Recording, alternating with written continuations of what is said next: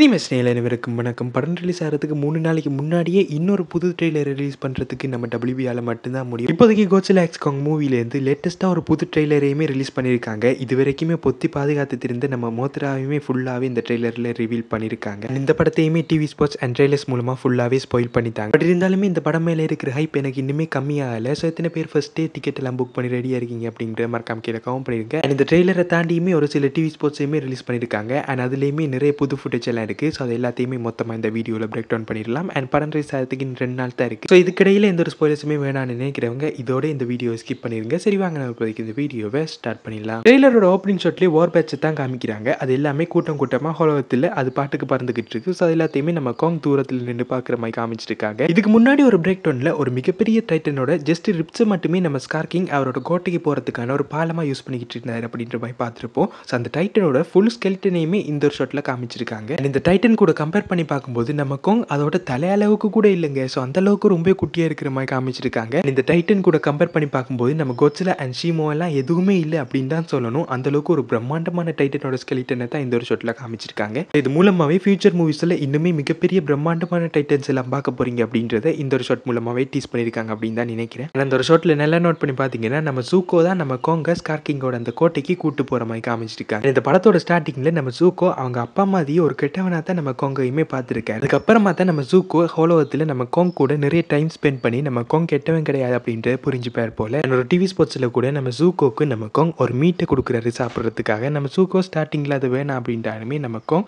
இந்த அருக்கு வேணும்னா சாப்பிட்டுக்கோ அப்படின்ட்டு நம்ம சூக்கோ கிட்ட தூக்கி போட நம்ம சூக்கோக்கும் பசிக்கும் இல்லை. அதுக்கப்புறமா தான் அதை எடுத்து சாப்பிட்ற மாதிரி காமிச்சிருக்காங்க. இந்த மாதிரி டைம் ஸ்பெண்ட் பண்ணதில் நம்ம காங் ஒரு நல்லவன் அப்படின்ற நம்ம சூக்கோ புரிஞ்சுப்பாரு. ஸோ அதுக்கப்புறமா தான் என்னோட அப்பா இந்த மாதிரி நிறைய பேரை அடிமைகளாக ட்ரீட் பண்ணிக்கிட்டு இருக்காரு. ஸோ அவங்க எல்லாரையுமே அவர்கிட்ட இருந்து நீ தான் காப்பாற்றணும் அப்படின்ற மாதிரி கூட நம்ம சூக்கோ நம்ம காங்கே நம்ம ஸ்கார் கிங் இருக்கிற அந்த இடத்துக்கிட்ட கூட்டு போகிற மாதிரி காமிக்கப்படலாம். நெக்ஸ்ட் இந்த ஒரு ஷாட்டில் நம்ம காங் விசஸ் ஸ்கார் கிங் அந்த ஃபைட்டுக்கான ஒரு புது சீனையுமே காமிச்சிருக்காங்க. ஸோ அதில் நம்ம ஸ்கார் கிங் அவர்கிட்ட இருக்கிற அந்த விப்ளாஷில் உள்ள கிறிஸ்டல் மூலமாக நம்ம காங்கை கிளிக்க வர அந்த சமயத்தில் ஜஸ்ட் மிஸ்ல நம்ம காங் அந்த அடியிலேருந்து தப்பிச்சிடுறாரு. பட் இருந்தாலுமே நம்ம ஸ்கார் கிங் கூட நடக்கிற ஃபர்ஸ்ட் ஃபைட்டில் நம்ம காங் தோத்துருவாரு. அண்ட் ஆல்சோ நம்ம ஷீமோவையுமே சமாளித்து அந்த இடத்துல இருந்து தப்பிச்சு வந்திருப்பாரு. அண்ட் அந்த ஷீமோட ஐஸ் பிரத் மூலமாக தான் நம்ம காங்கோட ஒரு கையுமே டேமேஜ் ஆயிருக்கு. அதுக்கப்புறமா தான் பீஸ் க்ளோஸையுமே கொடுத்துருப்பாங்க நம்ம மோனாக் காங்குக்கு. அதுக்கப்புறமா தான் நம்ம காங்குக்கே புரிய வரும் இந்த போரில் ஜெயிக்கிறதுக்கு கண்டிப்பாக நம்ம கோட்ஸில்லாவோட ஹெல்ப்புமே தேவைப்படும் அப்படின்ட்டு நம்ம கோட்ஸில்லா கிட்ட ஹெல்ப் கேட்க போகிற அந்த சமயத்தில் காங் சொல்கிறது எதுவுமே கேட்காம நம்ம காங் கூட ஃபைட்டுக்கு போகிற மாதிரி காமிச்சிருப்பாங்க. அண்ட் அந்த ஃபைட்டை தடுத்து நிறுத்தி புரிய வைக்கிறதுக்காக தான் அந்த இடத்துல நம்ம மோத்ராவுமே இறக்க போகிறாங்க. அண்ட் அந்த ஃபைட்டுக்கான நிறைய கிளிப்ஸை நம்ம ஆல்ரெடி பிரேக் டவுன் பண்ணி போட்டிருக்கோம். ஸோ அந்த வீடியோஸ் எல்லாம் பார்க்காதவங்க டிஸ்கிரிப்ஷனில் லிங்க் இருக்குது, மறக்காம போய் செக் பண்ணி பாருங்க. பட் அதை தவிரையுமே ஒரு சில புது சீன்ஸையுமே ரிலீஸ் பண்ணியிருக்காங்க. ஸோ அதில் ஃபர்ஸ்ட்டு நம்ம காங் கோட்ஸில்லாவோட அட்டாமிக் பிரத்திலேருந்து தப்பிக்கிறதுக்காக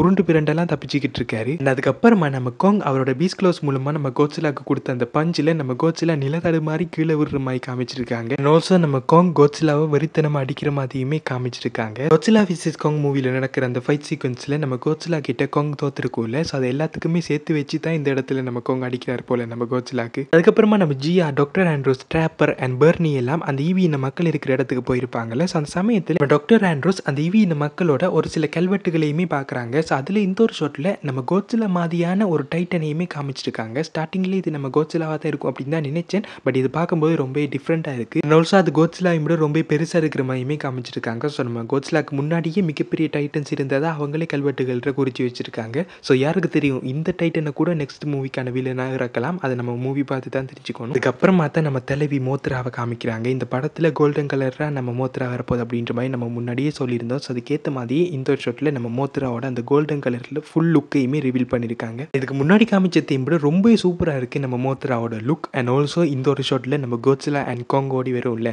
ஸோ அதுக்கப்புறமா நம்ம மோத்ராவுமே அந்த இடத்துல போகிற மாதிரி இந்த ஒரு ஷாட்டில் காமிச்சிருக்காங்க. மறுபடியுமே நம்ம மோத்ராவை கொல்லாமல் யூஸ் பண்ணாங்கன்னா உண்மையிலேயே சூப்பராக இருக்கும். இந்த படத்தில் மோத்ராவை என்ன மாதிரி யூஸ் பண்ணியிருக்காங்க அப்படின்ற வெயிட் பண்ணி பார்க்கலாம். இந்த ஹோலோகத்தில் நிறைய கிறிஸ்டல்ஸ் எல்லாம் இருக்கிற மாதிரி காமிச்சிருக்காங்கல்ல. ஸோ அந்த மாதிரி இருக்கிற ஒரு கிறிஸ்டல்ஸை உடைச்சி தான் இந்த ஒரு ஷாட்டில் நம்ம ஸ்கார் கிங் அவரோட படையை கூட்டிட்டு வராரு. ஆல்சோ நம்ம ஸ்கார் கிங்கோட கையில் நம்ம காங்கோட அந்த ஆக்ஸுமே இருக்குது. இதுக்கு முன்னாடி நடந்த அந்த ஃபைட்டில் நம்ம காங் கிட்ட இருந்து அந்த ஆக்ஸை எடுத்திருப்பார். நம்ம ஸ்கார் கிங் பக்கத்துலேயே நம்ம ஷீமோவுமே இருக்கிற மாதிரி காமிச்சிருக்காங்க. ஸோ இது மேபி படத்துக்கான அந்த ஃபைனல் ஃபைட்டாக இருக்கலாம். அதுக்கப்புறமா தான் நம்ம காங் கோட்ஸில்லா மேலே ஏறிக்கிட்டு வராரோ. ஸோ அதே மாதிரி அந்த பக்கம் நம்ம ஷீமோ மேலே ஸ்கார் கிங்குமே ஏறிக்கிட்டு வந்து ஃபைட் பண்ணுறதுக்காக 4 பேருமே பாயிற மாதிரியான இந்த ஒரு ஷாட்டை காமிச்சிருக்காங்க. இதுக்கு முன்னாடி இது லீக் ஆயிருந்துச்சு. பட் இப்போதைக்கு இந்த ட்ரெய்லர் மூலமாக ஆஃபிஷியலாகவே ரிலீஸ் பண்ணியிருக்காங்க. தியேட்டரில் இந்த மாதிரி நிறைய சீன்ஸ் எல்லாம் நம்ம காத்துக்கிட்டு இருக்கு. கண்டிப்பாக அந்த மூமெண்ட்ஸ் எல்லாம் பட்டாசாக இருக்கும் அப்படின்னு தான் நினைக்கிறேன். அண்ட் இந்த ட்ரெய்லரில் அந்த ஹோலோகத்தில் இருக்கிற நிறைய கிறிஸ்டல்ஸை தான் காமிச்சிருக்காங்க. ஸோ இந்த கிறிஸ்டல் கிறிஸ்டல்ஸ்ல இருந்து அந்த டைட்டன்ஸுக்கு தேவையான ரேடியேஷன் கிடைக்குது அப்படின்ற மாதிரி கூட சொல்லலாம். ஸோ அதில் ஒரு பவர்ஃபுல்லான கிறிஸ்டலை எடுத்துட்டு நம்ம ஸ்கார் கிங் ஷீமோவே கண்ட்ரோல் எடுத்தார் அப்படின்ற மாதிரி கூட சொல்லலாம். ஸோ அதை நம்ம படம் பார்த்து தான் தெரிஞ்சுக்கணும். எனக்கு தெரிஞ்சு இந்த படத்தில் அந்த ஹோலோவத்தில் இருக்கிற அந்த கிறிஸ்டல்ஸை தான் அதிகமாக எக்ஸ்ப்ளோர் பண்ண போகிறாங்க அப்படின்னு தான் நினைக்கிறேன். அதுக்கேற்ற மாதிரி இந்த கிறிஸ்டல்ஸ் எல்லாம் எப்படி உருவாச்சு அண்ட் இதோட பவர்ஸ் எல்லாம் என்னமா இருக்க போகுது அப்படின்றதுக்கான அந்த காரணத்தை ஜஸ்டிஃபைங்காக கொடுத்தாங்கன்னா உண்மையிலேயே சூப்பராக இருக்கும். இதை தவிர எப்படி அந்த ஈவி இன மக்கள் எல்லாம் அந்த ஹோலோவத்தில் இருக்கிற டைட்டன்ஸ் எல்லாம் சமாளித்து வாழ்ந்துகிட்டு இருக்காங்க. ஆல்சோ அந்த மோத்ராக்கும் ஜியாக்குமே ஒரு டெலிபத்திக்கலாக கனெக்ஷன் இருக்கிற மாதிரி காமிச்சிருக்காங்க.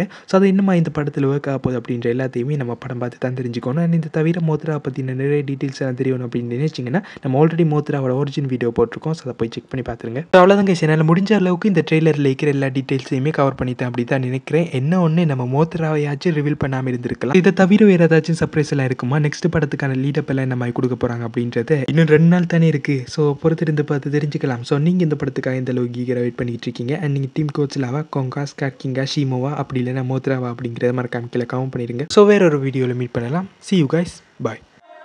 Fearless.